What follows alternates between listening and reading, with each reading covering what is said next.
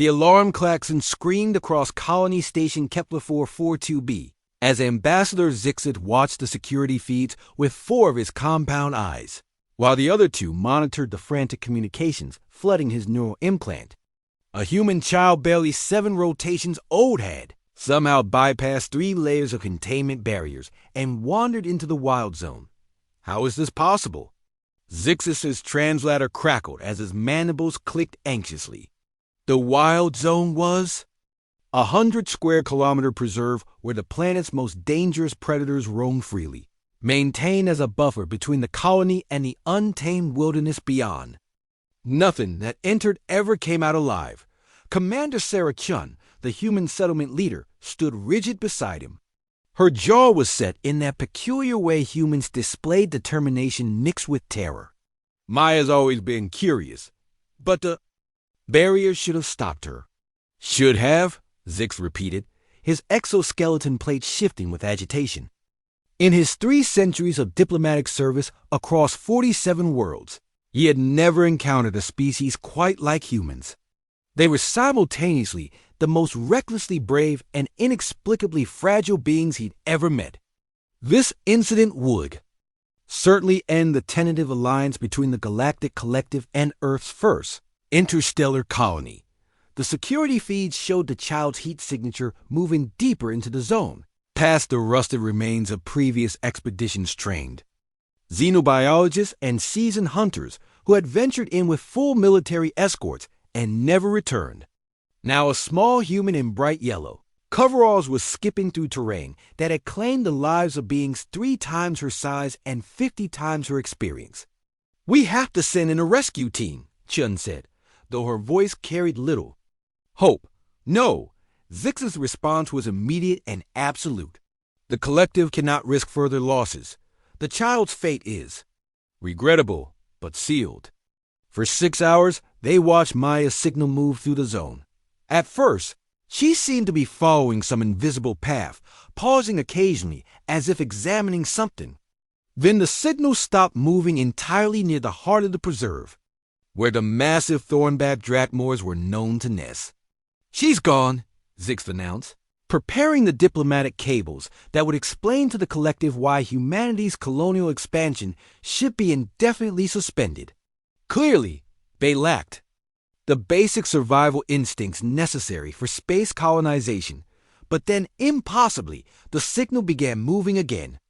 Not the erratic flight pattern of prey being hunted, but the same measured pace as before. If anything, Maya seemed to be moving more confidently now, heading directly toward the colony perimeter.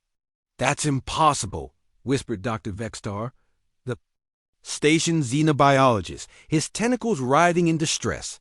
"Nothing survives in Drachmor territory.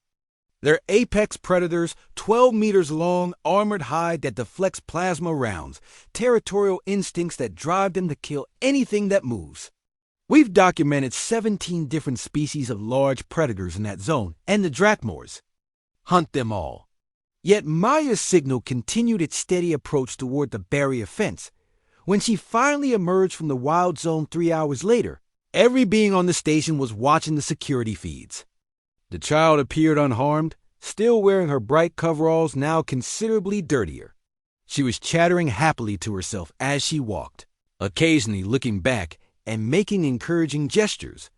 That's when they saw what was following.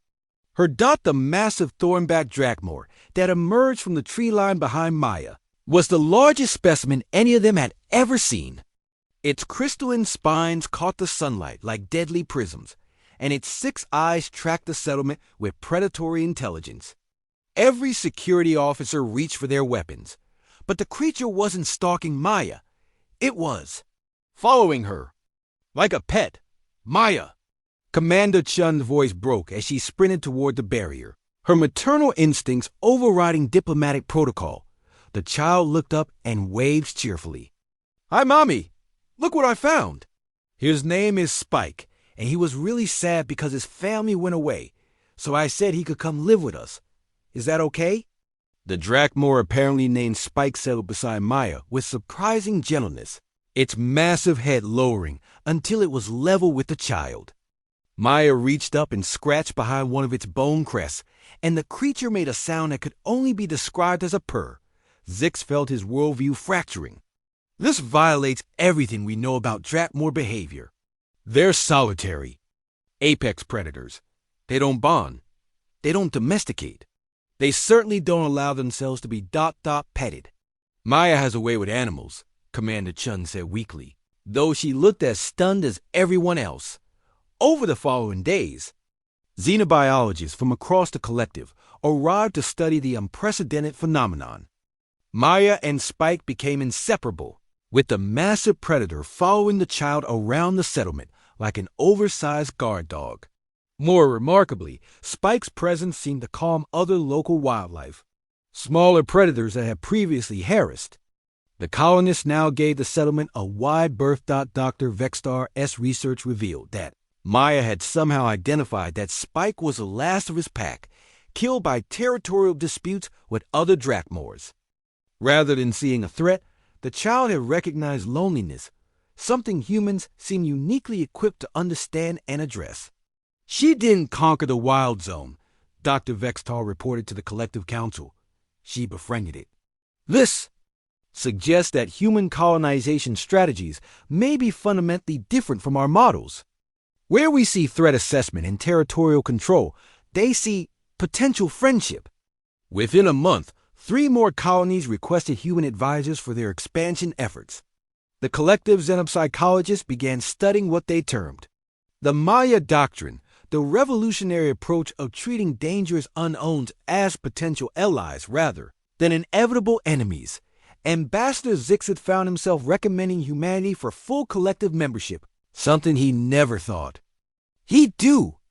As he watched Maya teaching Spike to play fetch with a tree branch the size of a small vehicle, he realized that perhaps the galaxy's most dangerous species wasn't the apex predators lurking in wild zones. Perhaps it was the 7-year-old humans who walked into those zones and came out with new friends. The universe, it seemed, was about to become a much more interesting place.